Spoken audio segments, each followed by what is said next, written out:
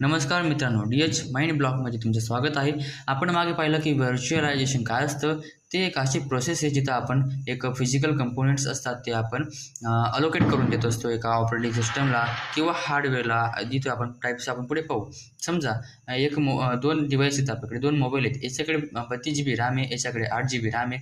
तर आपण काय करणार, समजा ह्या मोबाईलला लागते फक्त 8 GB आणि ह्या मोबाईलला लागते 10 GB. तर आपण काय करू की याच्याकडनं आपण 2 GB एक्स्ट्रा घेऊ. समजा 2 GB एक्स्ट्रा घेऊ. तर आता यालाच व्हर्च्युअलायझेशन असं म्हणतात. त्याचे काही टाईप्स पडतात, जसे की hardware virtualisation, operating system, server virtualisation, storage virtualisation, server virtualisation असेही प्रकार पडत असतात. हार्डवेअर व्हर्च्युअलायझ होत असतं. ऑपरेटिंग सिस्टम व्हर्च्युअलायझ होत असतं. तसंच सर्व्हरमध्ये स्टोरेज आपण अलोकेट करून घेत असतो. असा प्रकार पडत असतात. इथं आपण थांबू. धन्यवाद.